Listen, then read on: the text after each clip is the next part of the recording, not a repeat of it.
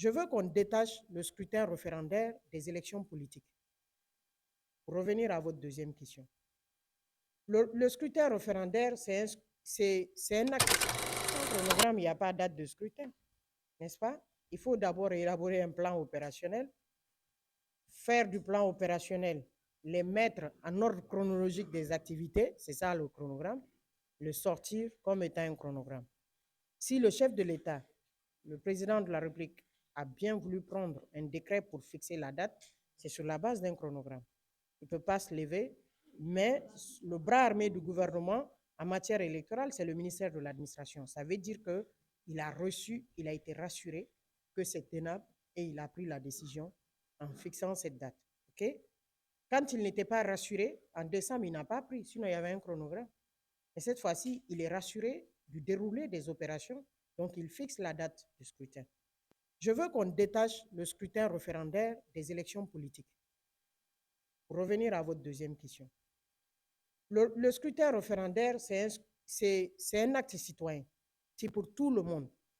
C'est pour permettre d'adopter notre loi fondamentale qui est la Constitution. Elle n'est pas politique, il faut la dépolitiser, le scrutin référendaire. Elle n'est pas du tout politique. Alors qu'une élection politique, l'organisation d'une élection politique, c'est mettre en compétition des fils à travers soit des partis politiques ou des candidatures indépendantes pour compétir, pour accéder soit à une fonction du président ou soit pour accéder à des conseils ou à l'Assemblée nationale. Donc, ce n'est pas la même chose.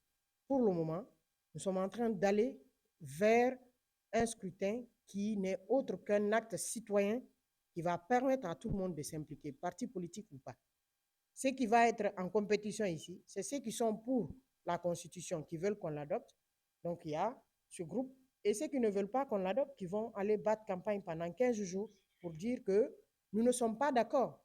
Nous ne voulons pas que les citoyens votent oui pour cette Constitution. C'est ce qui va s'affronter. Vous allez voir, une fois que nous sortions de ça, nous rentrons maintenant en compétition politique. Là, on n'a même pas le choix. Et vous allez voir les jours à venir, nous allons mettre un comité technique interparti qui va permettre aux politiques de rentrer parce que nous rentrons dans la phase préparatoire des élections politiques. Et il faut les associer. Et vous savez quand même qu'on a fait un travail de fond pendant 3 ans à assainir l'espace politique.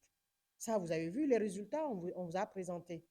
Mais tel n'est pas l'objet de cette conférence ici. On ne va pas s'étaler sur ça et on va quand même accepter d'y aller. Au moment opportun, les politiques seront associés aux élections politiques. Mais pour le moment, on est dans un soutien. Votre troisième question, si vous acceptez, je ne l'ai pas noté.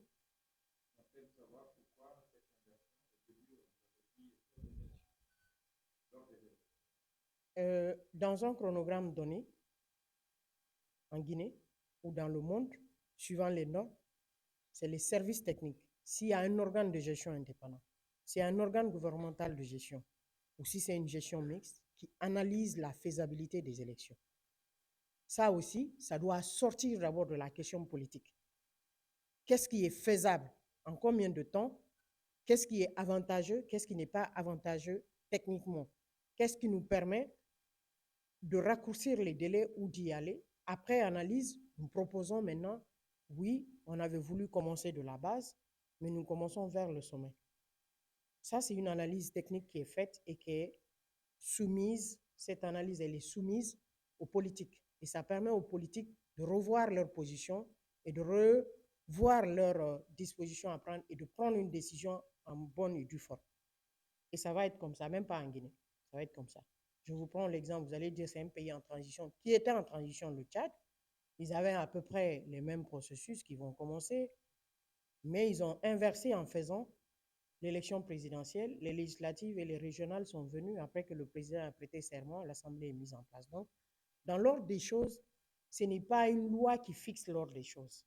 Mais l'ordre des élections, ça dépend du budget, disponibilité des fonds, ça dépend de la stabilité politique, ça dépend aussi de la sécurité du pays et ça dépend de beaucoup d'aspects en termes techniques que nous analysons, que nous soumettons au gouvernement. Voilà un peu ce que je pouvais répondre.